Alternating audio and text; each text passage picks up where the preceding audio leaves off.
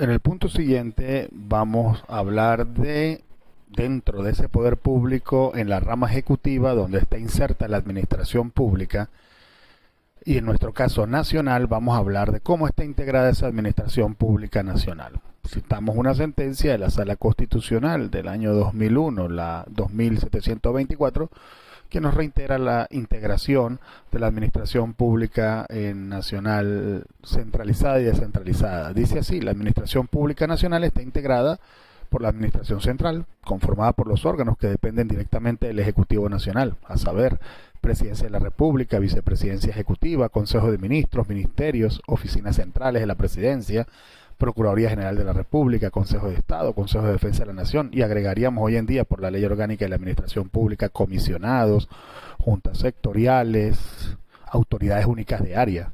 Y la administración descentralizada, la cual a su vez se subdivide en dos tipos para la sala. La administración descentralizada territorialmente, conformada por los entes políticos territoriales, estados y municipios, dentro de ellas, para ser más exactos, las ramas ejecutivas de los mismos, y la administración descentralizada funcionalmente, conformada por institutos autónomos. Hoy en día también han incorporado en la LOAP la figura de institutos públicos con desarrollo común al de los institutos autónomos en normas, y las personas jurídicas de derecho privado de tipo societario, las empresas de Estado, las asociaciones civiles y fundaciones públicas.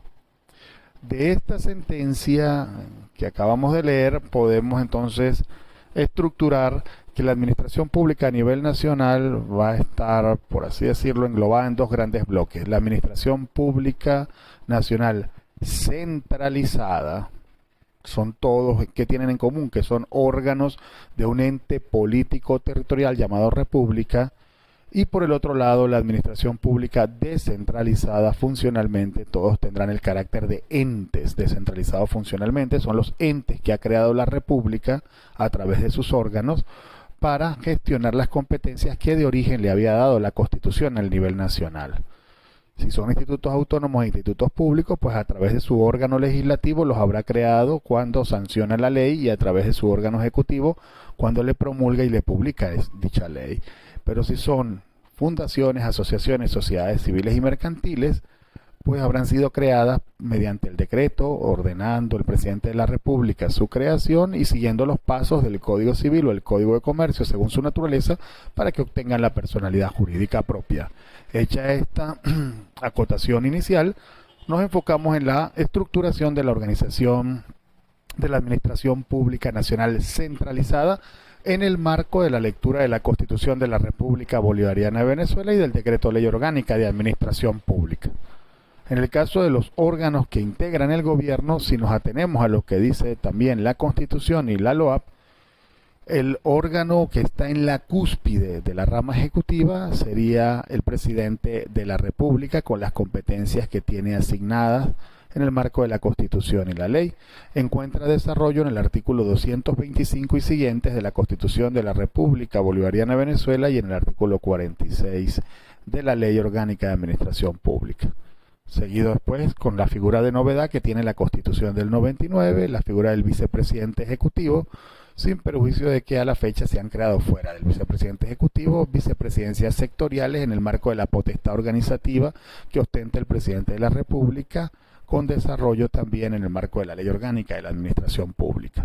Observen por favor los artículos 238 y siguientes de la Constitución, así como 47 y siguientes del Decreto Ley Orgánica de Administración Pública. Los ministros, que son órganos ejecutivos directos del presidente de la República, encuentran su desarrollo en el 242 y siguientes de la Constitución, así como en el 61 y siguientes de la Ley Orgánica de Administración Pública. Recuerden que a diferencia de la vieja Constitución del 61, donde la organizativa genérica y absoluta era del legislativo, del entonces Congreso de la República, en el cual la administración pública, la nacional, la centralizada, se regía por ley. A diferencia de esa Constitución del 61, la actual Constitución del 99 en el 236, numeral 20, le da la competencia al presidente de crear el número de ministerios y determinar sus competencias mediante reglamento orgánico. Por lo tanto, en la Constitución y en la ley no van a encontrar ninguna denominación de ministerio en específico, sino solo la figura del ministro y los ministerios.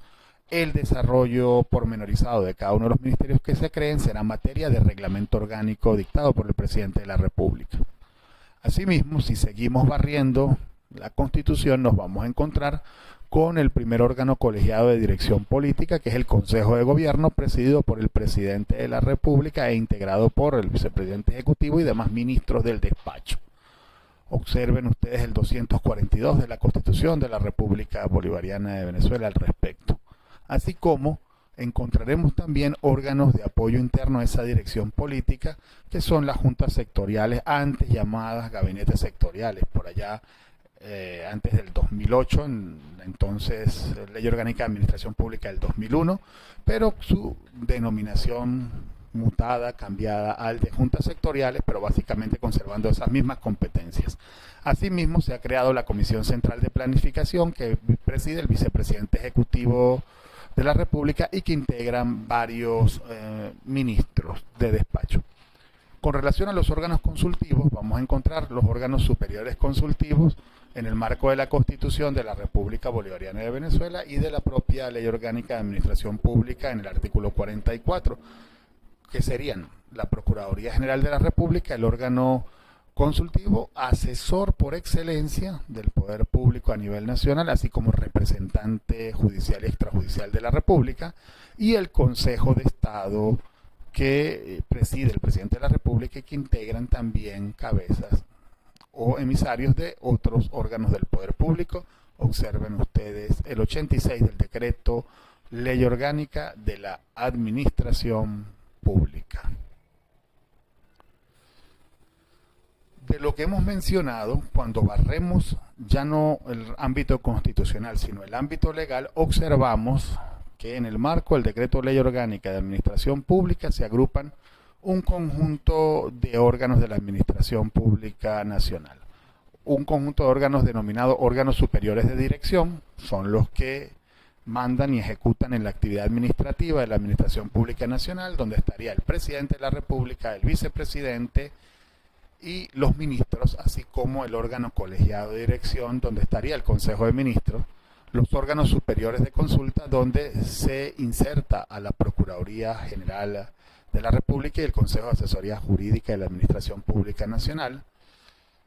Observaremos también después, a partir de los artículos 72 y siguientes de la Ley Orgánica de la Administración Pública, otro conjunto de órganos creados en el marco de la ley y que encontrarán su desarrollo por los reglamentos respectivos que emana el presidente, en caso de los consejos por área de conocimiento, los comisionados presidenciales o las comisiones de trabajo, las autoridades únicas de área en el artículo 74, así como los sistemas de apoyo para oficinas técnicas nacionales, donde se inserta la oficina, por ejemplo, el Sistema Nacional de Presupuesto, presidido por esta Oficina Nacional de Presupuesto, pero también otros como los integrados por la Oficina Nacional de Contabilidad Pública, la ONCOP, o por la Superintendencia de Bienes, en lo que tiene que ver con el subsistema de materia de bienes, entre otros.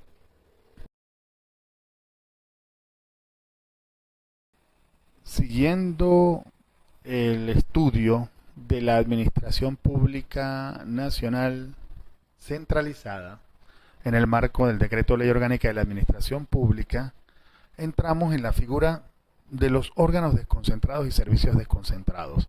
Ya habíamos visto en el módulo anterior, dentro de las técnicas excepcionales de traslación de competencias, que una de esas figuras era la desconcentración. Incluso habíamos afirmado que es importante diferenciar los conceptos, los vocablos de desconcentración y descentralización. De hecho, en el título cuarto del Decreto Ley Orgánica de Administración Pública, los dos capítulos están diferenciados. El primero se corresponde con la desconcentración y el segundo con la descentralización funcional. Recordemos, puntualicemos ciertos aspectos antes de entrar en la materia. Recordemos que la descentralización funcional, la del capítulo segundo, la que vamos a ver acto seguido después de desarrollar la desconcentración, nos trae o nos retrotrae a la idea de la creación de una persona distinta, en este caso, porque estamos en el nivel nacional, a la República. Nos retrotrae a la idea de un instituto autónomo, o un instituto público, o una fundación, o una asociación o sociedad civil o mercantil. En cambio, la desconcentración nos retrotrae a la idea de un órgano. Seguimos manteniéndonos en la administración pública nacional. Órganos que no tienen por tanto personalidad jurídica ni patrimonio propio, pero que sin embargo ya no son simples unidades de un ministerio o de otro órgano de la administración central, sino que son unidades que han sido dotadas de niveles de autonomía. ¿Qué nivel de autonomía? El que le dé el instrumento que les crea. Autonomía que puede ser administrativa para organizarse a lo interno, que puede ser presupuestaria para formular y ejecutar un presupuesto, que puede ser financiera para procesar sus pagos. Este nivel de autonomía, mayor o menor, lo determinará el órgano que les cree. Aquí las dos grandes figuras que vamos a encontrar de la ley orgánica de la administración pública en desconcentración serán la de los órganos desconcentrados y la de los servicios desconcentrados. En el artículo 92 y 93 del Decreto Ley Orgánica de la Administración Pública nos recuerda que el presidente de la República, aguas abajo, los gobernadores y los alcaldes, siguiendo a sus leyes estadales y ordenanzas municipales en materia de administración, que me imagino regulan normalmente esto por copia del nivel nacional, el presidente de la República puede determinar que un órgano del ministerio va a estar dotado de autonomía para hacer más eficiente su actividad. ¿Qué autonomía? La que le dé el instrumento de creación, como lo hemos afirmado. Puede ser administrativa, presupuestaria, financiera, pueden ser todas estas, y lo determinará estos niveles de autonomía y desarrollo en el reglamento orgánico donde cree el órgano desconcentrado. Luego están los servicios desconcentrados, al igual que los órganos desconcentrados. Los servicios desconcentrados hay que tener presente que son órganos que tienen nivel de autonomía. ¿Cuál? El que les da el instrumento de creación. Por lo tanto, aquí el punto de separación entre unos y otros es que los servicios desconcentrados por su naturaleza prestan un servicio, y por ese servicio que ellos prestan, ellos reciben una contraprestación, reciben un pago. En condiciones normales esos pagos irían a la tesorería, en este caso nacional, o a la tesorería del Estado o a la tesorería del municipio. Lo que se quiere al crear un servicio desconcentrado es que tenga un fondo separado de la tesorería, para que esos recursos que obtiene por la prestación de su servicio, en lugar de confundirse con todos los del Tesoro nacional, estatal o municipal, permanezcan por separado y se utilicen para reinvertirlos en mejorar la prestación del servicio. Por lo tanto, el punto clave de separación entre un órgano y un servicio desconcentrado es si puede o no puede generar recursos propios, y de poderlo generar, pueden crearse como servicios desconcentrados para tener fondos separados de la Tesorería Nacional para recabar recursos y reinvertirlos en mejorar la prestación del servicio. El ejemplo prototípico de estos servicios desconcentrados, el SAREN, el Servicio Autónomo de Registros y Notaría, presta servicios, y por los servicios que él presta de seguridad jurídica por inserción de documentos o expedición de documentos certificados, él cobra. Y de esos cobros lo que hace es que en lugar de ir a la Tesorería Nacional se reinvierten en mejorar la prestación del servicio. Con relación a los requisitos de creación de servicios desconcentrados, el artículo 96 nos recuerda que hay que determinar la finalidad y asignación de competencias, al igual como se hace también con los órganos desconcentrados, la integración y las fuentes ordinarias de sus ingresos, el grado de autogestión presupuestaria, administrativa y financiera, lo que es igual el nivel de autonomía con el que va a gozar el servicio, los mecanismos de control, que aquí estamos hablando de control obviamente jerárquico porque todavía está dentro de la administración central, y el destino que darán a los ingresos obtenidos, incluidos los excedentes si los hubiera al final del ejercicio, así como la forma del titular o del máximo jerarca de este servicio desconcentrado. Ambos, servicios desconcentrados y órganos desconcentrados, en tanto órganos de la Administración Pública Nacional, estarán adscritos y bajo dependencia jerárquica de la autoridad que determine el presidente de la República mediante decreto, el gobernador o el alcalde mediante decretos dictados al efecto.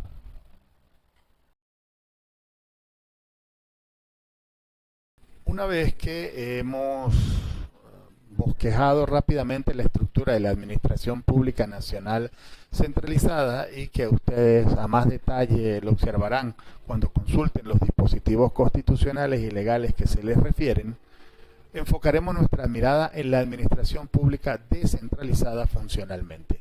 Una vez más, recordemos, como ya lo vimos antes en las figuras excepcionales de traslación de la competencia, que así como se hablaba de desconcentración, la cual desarrollamos en el punto previo con los servicios desconcentrados y órganos desconcentrados, aquí otra de las figuras de traslación de competencia era la descentralización. La descentralización es un mecanismo que permite efectivamente transferir el ejercicio de competencias y transferir la titularidad de las mismas de una persona a otra. Como lo mencionábamos, al hablar de descentralización, retrotraigamos siempre a la idea de que hay dos personas, una que transfiere la titularidad de una competencia a otra. Esas dos personas pueden ser de dos tipos, político-territoriales o descentralizadas funcionalmente.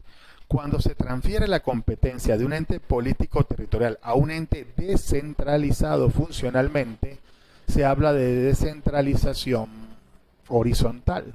¿Por qué? Porque las competencias se mantienen en el mismo nivel del poder público, en el nacional o en el estatal o en el municipal. Entiéndase, de la administración central, del nivel nacional, del Ministerio X, se arrancan competencias que se le asignan al Instituto Autónomo o al Instituto Público, a la fundación, asociación o sociedad civil o mercantil pública que se está creando. Pero las competencias se mantienen en el mismo nivel político-territorial, en el nacional, en este ejemplo que estamos dando. Pero también se habla de descentralización territorial, y en ese caso a veces también se habla dentro de los doctrinarios en descentralización vertical, porque en tal situación las competencias pasan de un nivel político territorial a otro, entiéndase, de la República al Estado o del Estado al municipio, todo en el marco de convenios de descentralización y transferencia de competencias suscritos entre distintos entes político-territoriales. Volviendo a la primera de las formas de descentralización, la descentralización funcional u horizontal, a su vez es importante tener presente en el marco del artículo 29 de la LOAP y de la Ley Orgánica de Administración Financiera del Sector Público, que en el caso de la descentralización funcional podemos estar en presencia de dos nuevas figuras o dos nuevas entidades, los que tienen forma de derecho privado y los que tienen forma de derecho público. En el primer caso, los entes descentralizados con forma de derecho privado, estaremos hablando de personas jurídicas, por lo tanto, con personalidad distinta de la República o del Estado o del municipio que les crea, que estarán regidas de acuerdo con las normas del derecho privado, sobreentiendan, del Código Civil o el Código de Comercio. Estas formas de derecho privado o estos entes descentralizados funcionalmente con forma de derecho privado, a su vez, se pueden subdividir en dos tipos. A saber, entes descentralizados funcionalmente con forma de derecho privado sin fines empresariales, porque en principio no realizan actividades de producción de bienes y servicios destinados a la comercialización, y el grueso de sus ingresos suele provenir fundamentalmente del presupuesto público a través de las respectivas leyes de ingresos y gastos públicos de la República, del Estado o el municipio. Aquí estarían comprendidos en esta categoría las asociaciones civiles y las sociedades civiles y mercantiles, así como las fundaciones públicas, y las sociedades civiles. Las sociedades mercantiles se inscribían en el siguiente tipo: los entes descentralizados funcionalmente con forma de derecho privado con fines empresariales. Aquí estamos hablando de entes que se rigen por el derecho privado y, para ser más exacto, por el Código de Comercio. Estamos hablando de personas que se dedican a la producción de bienes y servicios para la comercialización y que el grueso de sus ingresos proviene de estas actividades y no, por tanto, de transferencias en el marco de la ley de presupuesto.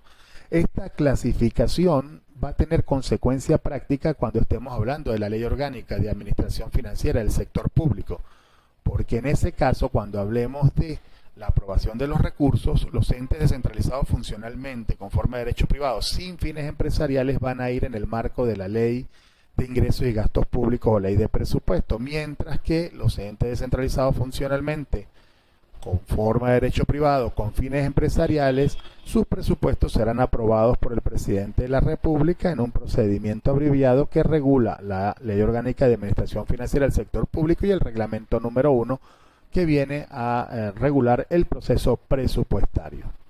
Por oposición a los entes con forma de derecho privado están los entes descentralizados funcionalmente con forma de derecho público. Son los que se crean a través de figuras jurídicas que solo el poder público puede utilizar. El ejemplo por antonomasia, los institutos autónomos y institutos públicos que se crean por ley. Solo el poder público puede dictar leyes. Esto no está permitido a los particulares. Pero luego también tenemos otro conjunto de entes con forma de derecho público. Los entes de tipo corporativo, verbigracia, universidades y academias. En el caso de universidades, si nos atenemos a la ley de universidades, se crean mediante decretos y el decreto es una figura que está en el ámbito del derecho público. Dentro de los entes descentralizados funcionalmente, que entonces encontramos en la Ley Orgánica de Administración Pública, identificamos a los institutos autónomos e institutos públicos que van a encontrar su regulación desde los artículos 98 al 102, ambos inclusive, las empresas de Estado, reguladas en los artículos 103 al 109, las fundaciones de Estado, de los artículos 110 al 115, las asociaciones civiles de Estado en el 116 y 117, al igual que las sociedades civiles de Estado. Estas figuras reguladas en el marco de la Ley Orgánica de la Administración Pública, comenzamos a seccionarlas por la de los institutos autónomos e institutos públicos. Debemos tener presente que estos se crean por ley por mandato del artículo 142 de la Constitución. Por lo tanto, son entes con forma de derecho público y solo mediante ley pueden ser creados, modificados, suprimidos y liquidados. Con relación a los institutos autónomos e institutos públicos, el artículo 99 nos reitera que se crean solo por ley. El artículo 100 nos recuerda que tienen los mismos privilegios de los entes político-territoriales, privilegios, prerrogativas y preferencias fiscales que tienen los estados, la república, los estados y municipios. Paralelismo de forma, si se crean por ley, solo pueden ser suprimidos y liquidados por ley, y su personal tendrá en esencia régimen funcionarial, salvo las excepciones que establezca el Estatuto de la Función Pública para personal contratado. Las empresas de Estado, o para ser más exacto, las sociedades mercantiles públicas, antes solo se encontraban reguladas solo en el marco del Código de Comercio y leyes del sector privado mercantil. Una de las grandes novedades a partir del 2001 con la primera Ley Orgánica de la Administración Pública es que incorpora un conjunto de dispositivos que antes solían ser objeto de regulación en el marco de las leyes de ingresos y gastos públicos de cada ejercicio fiscal. Al día de hoy encuentran su regulación en el artículo 103 al 109 de la Ley Orgánica de la Administración Pública. Nos definen como empresas de Estado aquellas en las cuales la República, Estados, distritos, municipios o entes descentralizados funcionalmente creados por ellas, solos o conjuntamente tengan más de la mitad del capital accionarial. Por ese solo hecho se transformarán automáticamente en empresas de Estado. Siguiendo la estructura de la Ley Orgánica de la Administración Pública, estas empresas del Estado, para adquirir personalidad jurídica, aun cuando su creación debe ser autorizada mediante decreto por el presidente de la República en Consejo de Ministros, por gobernadores y alcaldes, según corresponda, recuerden que son figuras que son de derecho privado, por lo tanto tienen que atenerse a normas de derecho privado. Su personalidad jurídica no nace con el decreto donde ordenan su creación, sino con su inserción en el registro correspondiente, en este caso en el registro mercantil correspondiente. Deben cumplir también con todos los extremos del artículo 16 de la Ley Orgánica de la Administración Pública a la hora de crear estos entes descentralizados funcionalmente. Deben publicar su creación, el decreto autorizando su creación en Gaceta Oficial. Pueden crearse con único accionista, por lo tanto es un elemento de flexibilidad con lo que es el régimen ordinario mercantil. Pueden crear empresas matrices por sectores, tenedoras de acciones, verbigracia, Tenemos la Corporación Venezolana de Petróleos como tenedora de acciones del sector petrolero, el holding petrolero. Adicionalmente se rigen por las normas del Código de Comercio y las demás normas aplicables para lo que no tenga que ver con lo que regula la Ley Orgánica de Administración Pública, y su personal tiene régimen laboral. A diferencia de los institutos autónomos donde tienen régimen funcionarial, aquí ya hablamos de aquí en adelante en todas las personas conforme a derecho privado de sujetos de servidores públicos regidos por régimen laboral. El envío de información sobre su creación, tenencias accionariales y dividendos por mecanismos de control de los organismos legislativos. Vean ustedes el artículo 109 de la LOAP. Sobre las fundaciones de Estado, también recordar que son patrimonios afectos a un fin de utilidad pública, general, artístico, científico o literario, si nos atenemos a los extremos del 110 de la LOAP. Su creación, al igual que en las empresas, debe ser autorizada por el presidente de la República en Consejo de Ministros, gobernadores o alcaldes, según corresponda.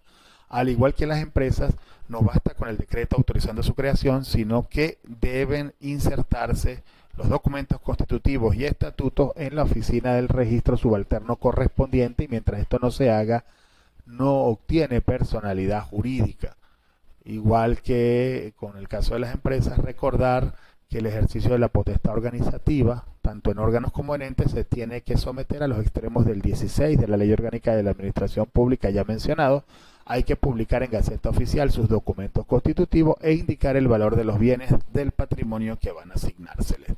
Se rigen por las normas del Código Civil de Venezuela y su personal tiene, al igual que en el caso de las empresas de Estado, régimen laboral, porque recuerden que de aquí en adelante estamos hablando de entes descentralizados con forma de derecho privado. Nos quedan solo dos figuras a desarrollo: las sociedades civiles y las asociaciones civiles públicas. En los artículos 116 y 117 de la Ley Orgánica de la Administración Pública se les regula de forma conjunta y se define a las asociaciones civiles o asociaciones de Estado como aquellas en las que las repúblicas o sus entes descentralizados funcionalmente posean el 50% o más de las cuotas de participación, y aquellas cuyo monto se encuentre conformado en la misma proporción por aportes de los mencionados entes, siempre que tales aportes hubiesen sido efectuados en calidad de socio o miembro. Su creación igualmente debe ser autorizada por el presidente de la República, gobernador o alcalde mediante decreto, y no obtiene la personalidad jurídica hasta tanto no sea insertado en el registro correspondiente. Su publicidad en Gaceta es clave. Hay que publicar el valor de los bienes, duración y la legislación que va a regir a las mismas. Al igual que las fundaciones de Estado, va a ser el Código Civil de Venezuela.